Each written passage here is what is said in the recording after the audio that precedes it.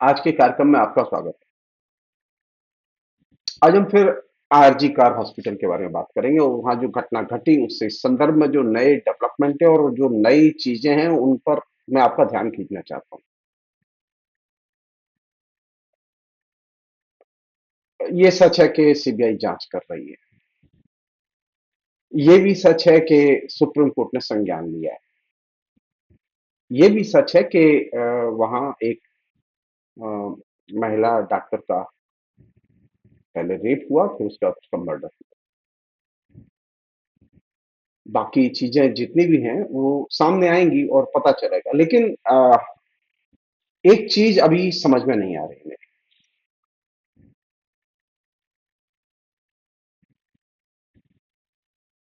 बंगाल के राज्यपाल राष्ट्रपति से मिलने क्यों आ रहे हैं? उत्तराखंड के राज्यपाल तो दिल्ली मिलने नहीं आए कि उत्तराखंड में रेप हो गया, मुख्यमंत्री के खिलाफ रिपोर्ट देने नहीं आए। उत्तर प्रदेश में रेप की घटनाएं घटी हैं आज, जो कि मीडिया में है, इंटरनेट पर है, लेकिन उत्तर प्रदेश के राज्यपाल तो दिल्ली नहीं आए। ये बंगाल को एक एजेंडा क्यों बनाया हुआ है नरेंद्र मोदी ने? और ये जो डॉक्टर जो हड़ताल पर है दिल्ली में बैठे हुए, निर्माण भवन पर जाके वो धरने पर बैठे हुए वहां प्रदर्शन कर रहे हैं। दिल्ली में निर्माण भवन, शास्त्री भवन, इनके आसपास किसानों को नहीं आने दिया गया।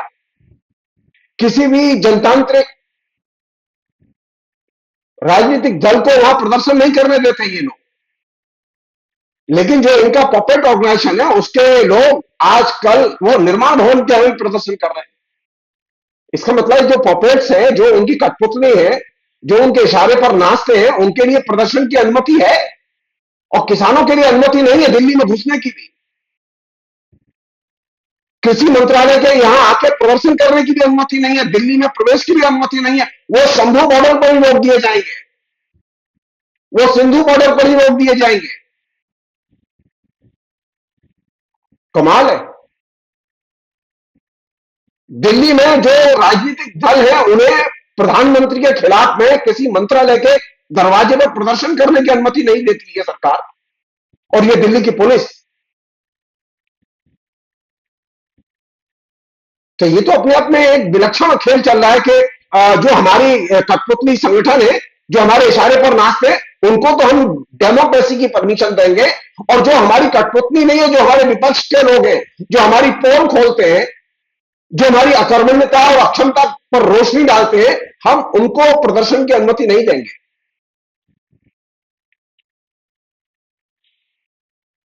अब राज्यपाल दिल्ली आएंगे तो जाहिर है कि एक मीडिया इवेंट तो बनेगा ना, मीडिया वाइट तो बनेगी, मीडिया की रिपोर्ट तो बनेगी।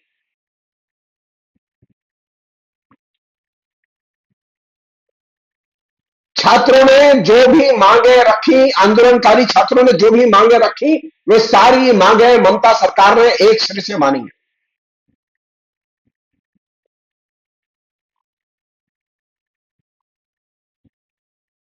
कोई मांग उनकी ऐसी नहीं है जो बाकी रह गई। इसके बावजूद कुछ लोग हैं जो आंदोलन कर रहे हैं। ये एक विलक्षण फिनोमेना है। क्यों वो आंदोलन कर रहे हैं ये वो ही जाने, लेकिन हमारी उनके आंदोलन के साथ सहानुभूति है। हम आंदोलन के विरोध में नहीं, लेकिन कुछ चीजें उनसे कहना चाहते हैं जो आंदोलन कर रहे हैं। वो जांच को पूरा होने दें, जांच की रिपोर्ट आने दें, अदालत को निर्णय लेने दें।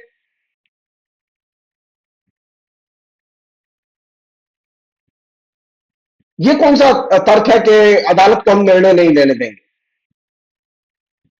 अदालत में तो आपने जो मांग की थी वो अदालत ने मानी। सीबीआई की जांच की आपने मांग की थी अदालत से, अदालत ने मानी। उसके बाद आंदोलन का कोई तर्क नहीं है।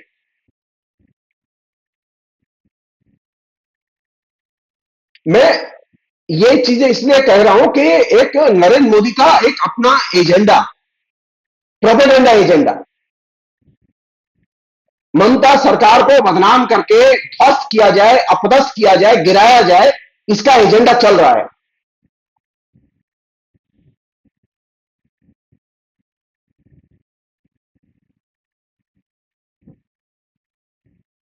एक अन्य पहलू है जिस पर के, और ये पहलू जो मैं आपके सामने ला रहा हूं, ये पहलू वे हैं जिनको के आमतौर पर हम यूट्यूब में देखते नहीं हैं।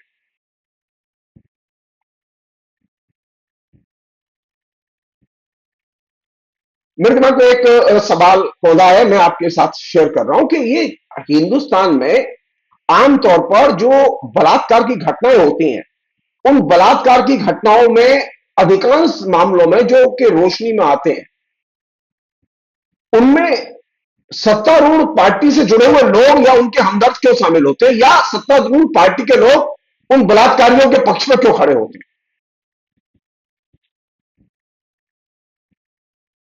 और ये एक तरह से राष्ट्रीय फिनोमिना है ये।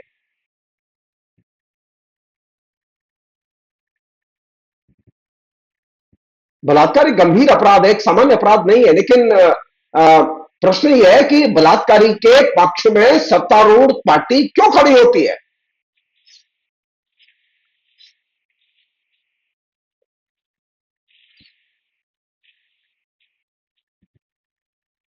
मीडिया में जिन मामलों को कवरेज मिलता है, उनके तो जजमेंट के बारे में हमें कुछ पता भी रहता है, लेकिन ज्यादातर मामलों में जो बलात्कार के मामले, उनमें बहुत कम मामले हैं जिनमें सजा हुई है। वो सालों साल चलते रहते हैं, घिसटते रहते हैं, घिसटते रहते हैं, उसमें लोग मर जाते हैं।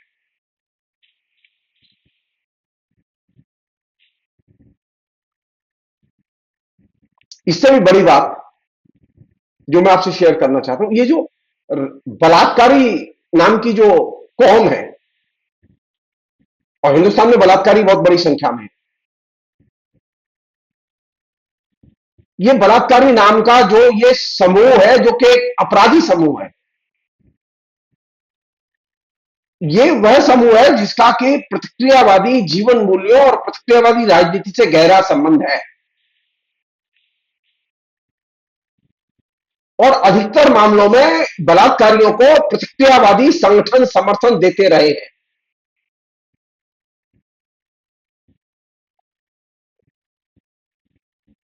कौन नहीं जानता, गुजरात के दंगों में जिन लोगों ने रेप किए थे, उन रेपिस्टों को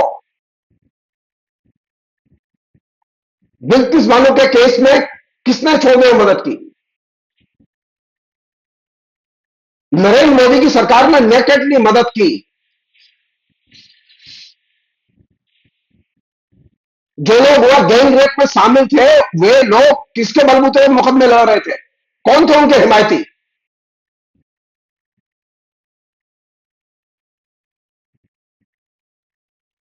ये बात मैं इसलिए उठा रहा हूं कि ये प्रश्न हमें देख रखना चाहिए, बहस के केंद्र में लाया जाना चाहिए कि बलात्कारी की राजनीति क्या है।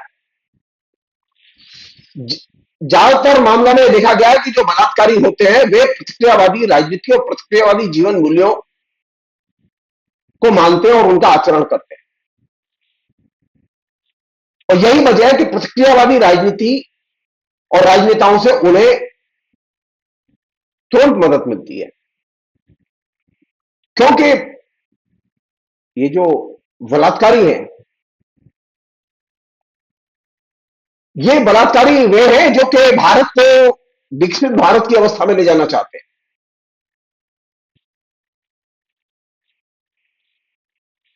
आप रिकॉर्ड उठा के देखिए, स्त्री के खिलाफ प्रतिगामी हिंसा में, हिंसाचार में,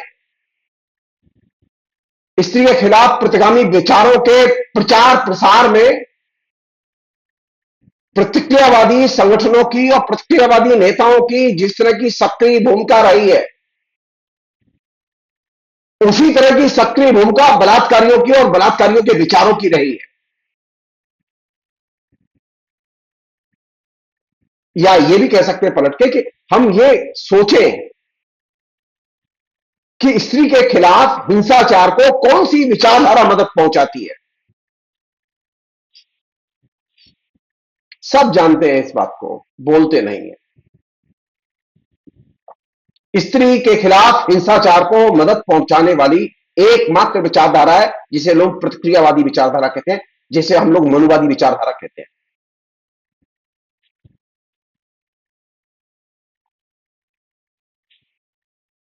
आप रिकॉर्ड उठा के देखिए, एससी एसटी के खिलाफ में सबसे ज्यादा, एससी एसटी औरतों के खिलाफ में सबसे ज्यादा बलात्कार की घटनाएं किन इलाकों में हुई और किन्होंने की। और एससी एसटी की कॉन्स्टिट्यूंसी किनके कब्जे में है?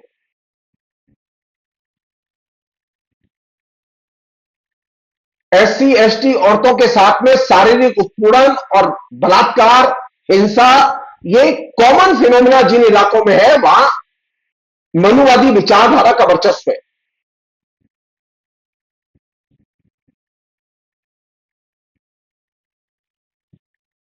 और मनुवादी विचारधारा के मानने वालों का एससी एसटी कॉन्स्टिट्यूंसी पर लंबे समय से कब्जा है। अब ये न कहें हमसे कि वहां जहां के बीजेपी के लोग सांसद हैं वहां बलात्कार नहीं होते, ये न कहें, हम डाटा नहीं देना चाहते। खाली केंद्रीय अपराध अन्वेषण ब्यूरो का डाटा उपलब्ध है, कोई भी व्यक्ति जाके इंटरनेट पर देख सकता है। ये वे लोग हैं जो बलात्कारी हैं और बलात्कार के पक्ष में खड़े हुए वे लोग हैं जो समानता के विरोधी हैं और आरक्षण के विरोधी हैं। और समानता और आरक्षण पर डायरेक्ट और इनडायरेक्ट प्रतिदिन हमले कर रहे हैं।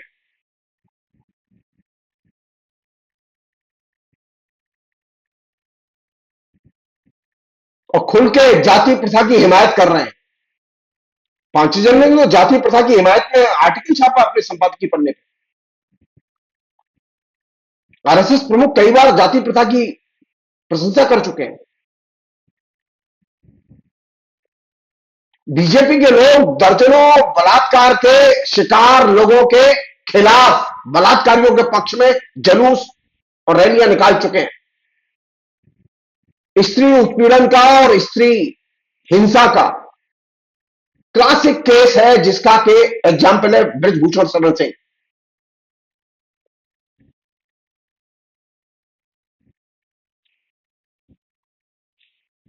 बीजेपी का बंगाल में बलात्कार को लेकर जो पूरा का पूरा ग्रांड डिजाइन है, उस डिजाइन को समझने की जरूरत है।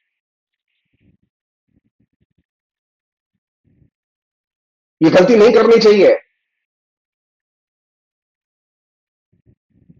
मैं एक बेसिक बात की तरफ ध्यान खींचना चाहता हूं आप सब लोगों का। रेप किसके साथ हुआ? महिला के साथ। हत्या किसकी हुई? महिला की। संयोग की बात थी कि वो डॉक्टर थी, और दूसरी संयोग की बात यह थी कि वह घटना जो है हॉस्पिटल के अंदर थी, लेकिन असल में तो वो महिला थी।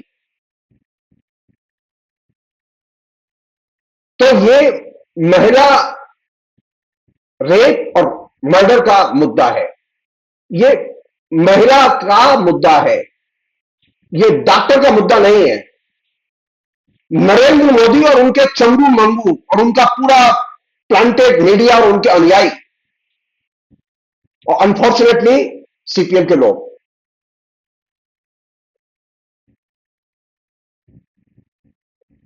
महिला बलात्कार और महिला की हत्या के मुद्दे को, जो कि विमेंस इशू है, उसे उन्होंने डॉक्टर का इशू बना दिया है।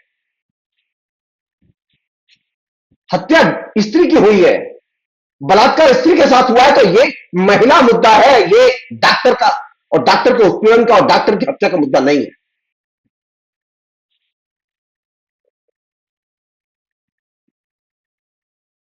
ये मुद्दा महिला आंदोलन का मुद्दा है, ये डॉक्टरों के आंदोलन का मुद्दा नहीं है, ये राजनीतिक आंदोलन का मुद्दा नहीं है।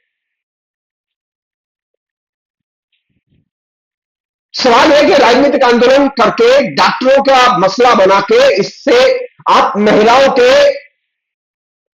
ह्यूमन राइट्स की अवहेलना कर रहे हैं और महिलाओं के ह्यूमन राइट्स का उल्लंघन कर रहे हैं।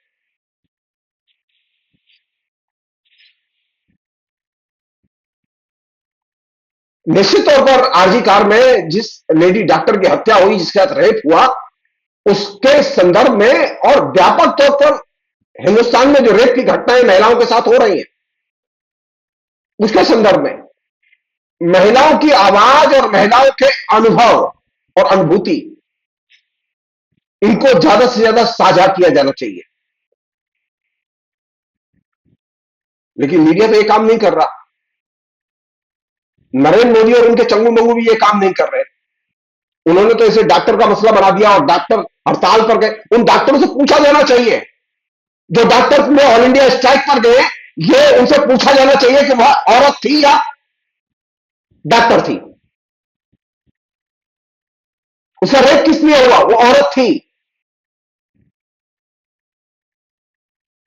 वो औरत का मसला है। ये बलात्कार का मसला और हिंसा का, हत्या का मसला है, ये औरत का मसला है।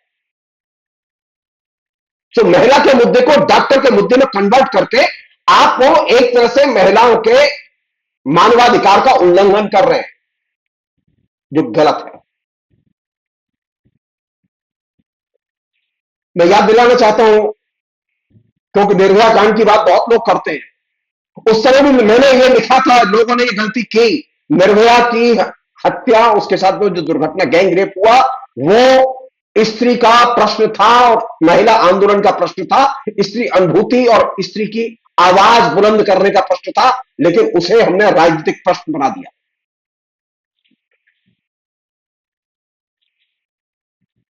और उसके जरिए आरएसएस और बीजेपी ने राजनीतिक रोटियां सेकी, और अब वो आरजी कार की घटना के जरिए राजनीतिक रोटियां सेक रहे हैं।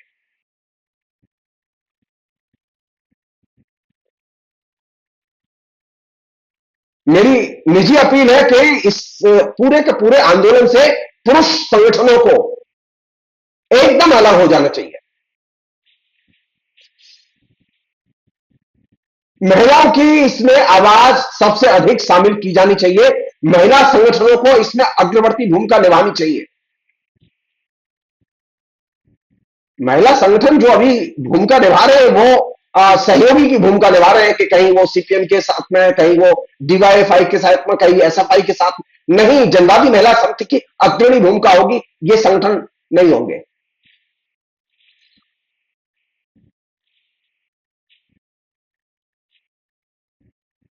जब महिला संगठन इस तरह की पिछड़ों की भूमिका में उतर जाते हैं, तो वे एक तरह से भीड़ का हिस्सा बन जाते हैं। तो महिला संगठनों को यह सिद्ध करना चाहिए कि वो भीड़ का हिस्सा नहीं है।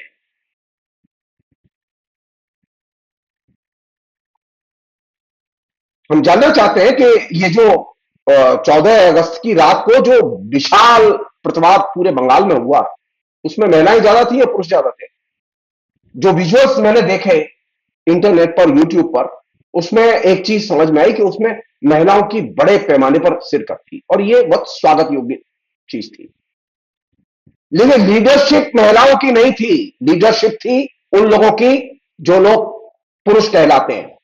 और मैं इस बात को बाकायदा मैं आपके सामने शेयर करना चाहता हूं कि इस मसले को स्त्रीवादी नजरिए से और स्त्री के नजरिए से देखा जाना चाहिए, पुरुष के नजरिए से नहीं देखा जाना चाहिए। हमने किया यह है कि हम जब बलात्कार की घटना होती है, तो हम राजनीतिक दल उसमें शामिल हो जाते हैं और उस मसले को लॉ एंड ऑर्डर के इशू में कन्वर्ट कर देते हैं।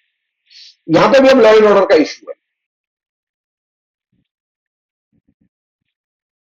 स्त्री के साथ बलात्कार हुआ है, स्त्री की हत्या हुई है, यह स्त्री का प्रश्न है और स्त्री का मुद्दा है और स्त्री के ह्यूमन राइट्स का मुद्दा है। यह डॉक्टरों की सुरक्षा का मुद्दा नहीं है। यह गलत होनी सुप्रीम कोर्ट को भी दिमाग से निकाल देनी चाहिए कि डॉक्टरों की सुरक्षा का प्रश्न नहीं है।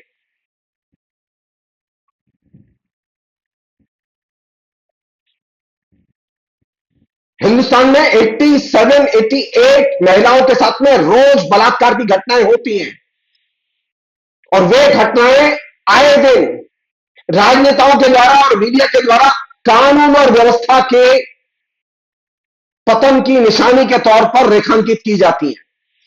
कानून और व्यवस्था अगर ठीक रहे तो महिलाओं के साथ ये नहीं होगा। नहीं, ये गलत फहमी है आपको। स्त्री के साथ बलात्कार की घटना हुई है, उसके साथ हिंसा हुई है, उसका उत्पीड़न हुआ है, उसका अपमान हुआ है, तो ये स्त्री का मुद्दा है। और इस पर स्त्रियों को बोलना चाहिए, स्त्रियों के संगठनों को बोलना चाहिए, स्त्री के संगठनों को उसकी अगुवाई करनी चाहिए। लेकिन यहां सारी चीजें हाईजैक कर ली गई।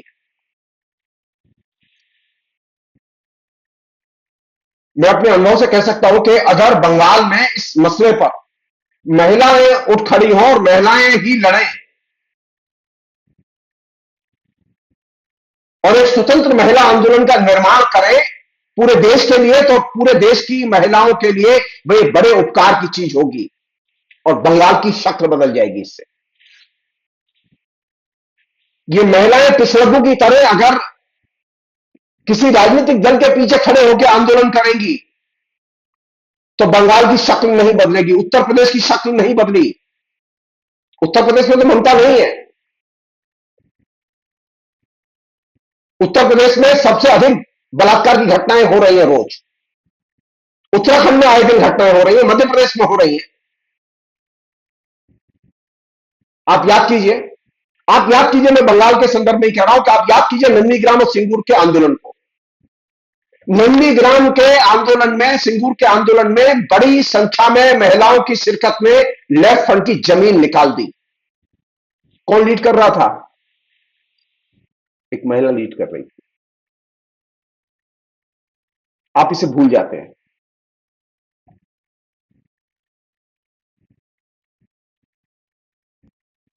और वहां नीचे के स्तर पर क्या नहीं किया था, सब कुछ हुआ था उन महिलाओं के साथ में जो नंदीग्राम के आंदोलन में थी। रेप तक हुआ था। नंदीग्राम के इलाके में, सारे के सारे इलाके में सीपीएम का वर्चस्व था, वहां टीएमसी नहीं थी। और इसके बावजूद बेशुमार उत्पीड़न हुआ और महिलाओं ने प्रतिवाद किया और सीपीएम को ध्वस्त करके रख दिया। अगर ये महिलाएं उठ के खड़ी हो जाएं और महिला संगठन इनके साथ खड़े हो अग्रवर्ती भूमिका में, तो ममता बनर्जी को ध्वस्त होने में ज्यादा समय नहीं लगेगा। लेकिन आप कर क्या रहे हैं? आप जो है पुरुष लीडरशिप के जरिए, पॉलिटिकल पार्टीज में पुरुष लीडरशिप के जरिए आप ममता को ध्वस्त करना चाहते हैं, जो कि संभव नहीं है, क्योंकि मुद्दा बदल गया। अब डॉक्टर की सिक्योरिटी का मुद्दा।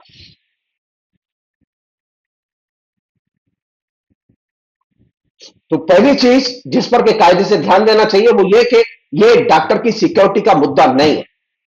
ये महिला की सिक्योरिटी और जानो माल की रक्षा का प्रश्न है और ये राष्ट्रीय प्रश्न है।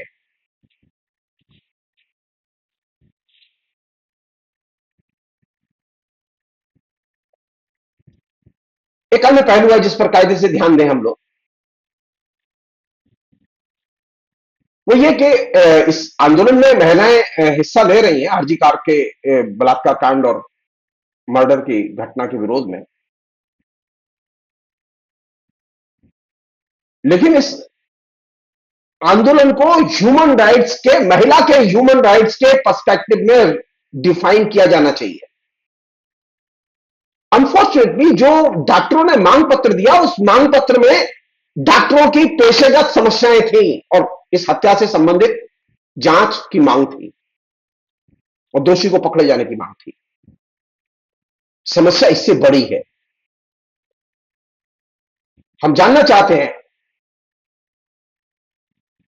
नरेंद्र मोदी महिलाओं के मानवाधिकारों की रक्षा के बारे में प्रतिबद्ध है कि नहीं है।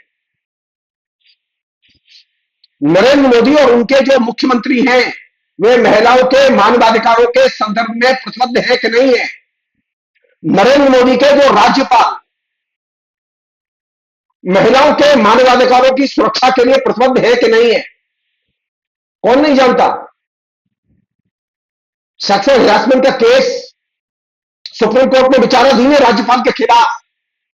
नरेंद्र मोदी ने उनको हटाया नहीं है, क्योंकि नरेंद्र मोदी के लिए ये महिलाओं के मानवाधिकार महत्वपूर्ण नहीं है।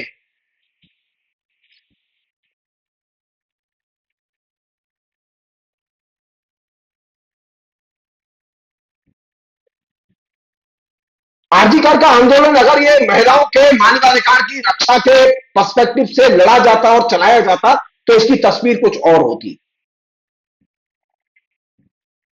मुसीबत यह है कि जो बाम है ना हमारा, वो भी महिलाओं के ह्यूमन राइट्स को लेकर क्लियर नहीं है। बल्कि ये कहना ज्यादा सही होगा कि जितना मैंने पढ़ा है, सीपीएम के प्रोग्राम में महिलाओं के मानवाधिकार शामिल नहीं है। वो जनाधी महिला समिति के यहाँ है, सीपीएम में नहीं है, कांग्रेस में नहीं, बीजेपी में नहीं।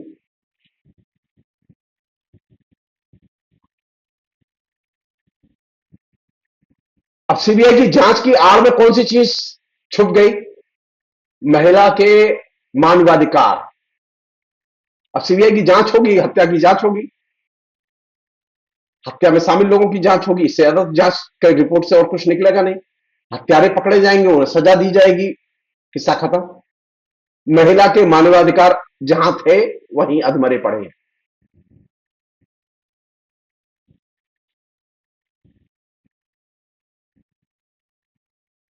हम लोग बातें कर रहे हैं सरकार की अक्षमता की,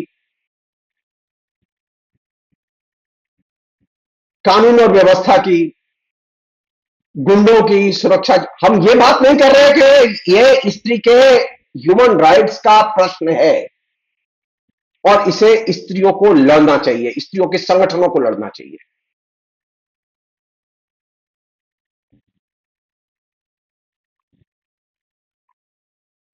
अगर आप महिला के मानवाधिकारों के पर्सपेक्टिव में अगर इसे देखेंगे तो आरजी कार की जो घटना है और जो उत्तराखंड की घटना है, जो यूपी की घटनाएं हैं, ये जो राष्ट्रीय स्तर पर जो तमाम इलाकों में रोज जो बलात्कार की घटनाएं महिलाओं के खिलाफ हो रही हैं, उनको आप एक कड़ी में बांध के देख सकते हैं।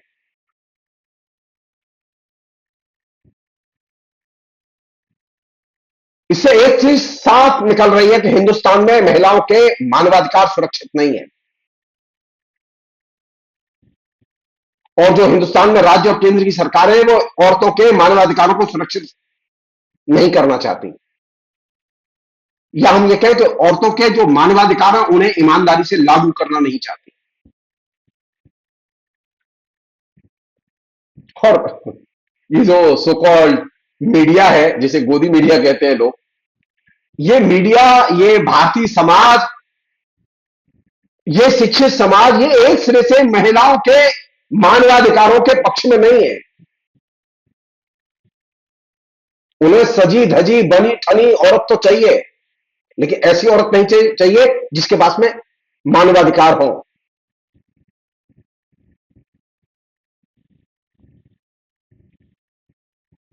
तो हम जानना चाहते हैं कि महिलाओं के मानवाधिकार के परिप्रेक्ष्य में इस बलात्कार की घटना को लेकर कोई बड़ा आंदोलन क्यों नहीं खड़ा हो पाया? ये डॉक्टर डॉक्टर आंदोलन क्यों हो रहा है? ये लॉ एंड ऑर्डर का इशू नहीं है। ये डॉक्टर की हत्या का प्रश्न नहीं है, ये स्त्री की हत्या का प्रश्न है। अगर जब तक आप स्त्री के मानवाधिकारों के हनन को आप बुनियादी तौर पर स्वीकार नहीं करेंगे, तब तक इसमें बात आगे नहीं जाएगी। और जाहिर है स्त्री के मानवाधिकारों का हनन हो रहा है, यह बात सीबीआई नहीं कहेगी, यह बात सुप्रीम कोर्ट भी नहीं कहेगा, यह बात स्त्रियों को बोलनी होगी। उन लोगों को बोलनी होगी जो स्त्रियों के अधिकारों के लिए लड़ने वाले संगठन हैं। मैं दिल से चाहता हूं कि औरतें आरजी कार के मसले को लेकर राष्ट्रीय स्तर पर लड़ाई लड़ें, वो अपने नेटवर्क को तैयार करें, वो अपने को पॉलिटिकल एक्टिविस्ट के तौर पर तैयार करें और दैनंदिन पॉलिटिकल एक्टिविटीज में महिलाओं के ह्यूमन राइट्स की लड़ाई लड़ें। अगर वो ऐसा करती हैं तो जाहिर है कि एक राष्ट्रीय स्तर पर स्त्रियों की बड़ी मदद होगी। और ये जो सरकारें हैं, चाहे वो बंगाल की सरकार हो, चाहे वो यूपी की सरकार हो, चाहे वो दिल्ली की सरकार हो, ये सरकारें मजबूर होंगी महिलाओं के मानवाधिकारों को सुरक्षित करने में और इंप्लीमेंट करने के लिए।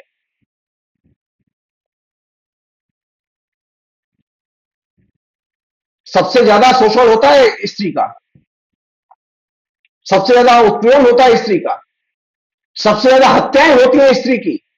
इसके बावजूद हम स्त्री के मानवाधिकार के परिप्रेक्ष्य में मसले नहीं उठाते, उन्हें लॉ एंड ऑर्डर के परिप्रेक्ष्य में मसले उठाते हैं। और यही वह जगह है जहां से के सारे प्रयत्न बेकार और निष्फल चले जाते हैं।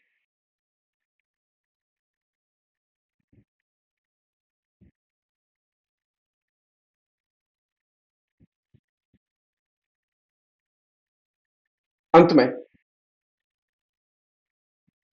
मैं चाहूंगा कि कोई तो प्रयत्न करे, कोई तो महिला संगठन आगे आए जो कि इस पूरी घटना के आधार पर महिलाओं के ह्यूमन राइट्स के मसले को एक पॉपुलर मसले के तौर पर उठाएं और पॉपुलर मांग पत्र तैयार करें। मैं उम्मीद कर रहा हूं, क्योंकि सुप्रीम कोर्ट के चीफ जस्टिस है वाई बी चंद्रचूड़, उनकी बुद्धि बहुत विलक्षण है। मैं उम्मीद कर रहा हूं कि वे अपने जजमेंट में महिलाओं के ह्यूमन राइट्स वायलेशन के संदर्भ को हर हालत में उठाएंगे और दर्ज करेंगे। यह बात मैं खासतौर पर उनसे कहना चाहता हूं, यंग लड़कियां हैं। यंग लड़कियां स्त्रियों के ह्यूमन राइट्स को समझें और उसके लिए बिल्कुल वैसे ही लड़ें जैसे वो अपने लिए छोटी छोटी चीजें पाने के लिए घर में लड़ती हैं। यंग लड़कियां अगर नहीं लड़ेंगी, अविवाहित लड़कियां अगर नहीं लड़ेंगी, औरतों के मानवाधिकारों की रक्षा नहीं हो पाएगी। हिंदुस्तान में आरजी कार की, बलात्कार की और मर्डर की घटना का एक ही मैसेज है, औरतों के मानवाधिकारों की रक्षा करो और औरतों के मानवाधिकारों का चार्टर ऑफ डिमांड, मांग पत्र तैयार करो और राष्ट्रीय स्तर पर महिलाओं में एक्टिविज्म पैदा करो, और खासतौर पर यंग लड़कियों में। और वही देश की सबसे बड़ी और डेमोक्रेसी की सबसे बड़ी सेवा होगी, क्योंकि महिलाओं के मानवाधिकारों पर हमले करने वाले अधिकतर लोग, और खासतौर पर बलात्कार करने वाले अधिकतर लोग वे होते हैं जो कि प्रतिक्रियावादी राजनीति करते हैं। देश से अगर सबसे बड़े खतरे के तौर पर अगर आप प्रतिक्रियावाद को देखते हैं, स्त्री के जानो माल और उसके मानवाधिकारों के ऊपर हमलावरों के रूप में सबसे बड़े खतरे के तौर पर आप अगर प्रतिक्रियावाद को देखते हैं, तो महिलाओं के मानवाधिकार मांग पत्र को हर हालत में तैयार करें और मानवाधिकार, महिलाओं के मानवाधिकार के परिप्रेक्ष्य में ही आरजी कार की घटना का विश्लेषण करें और मूल्यांकन करें। ये बीजेपी के, सीपीएम के या नरेंद्र मोदी के वक्तव्य की रोशनी में आप कोई चीज न सोचें, ममता की वक्तव्य की रोशनी में भी कोई चीज न सोचें, तो आपको ज्यादा स्पष्ट चीजें दिखाई देंगी। फिलहाल इतना ही। बहुत बहुत शुक्रिया। Thank you.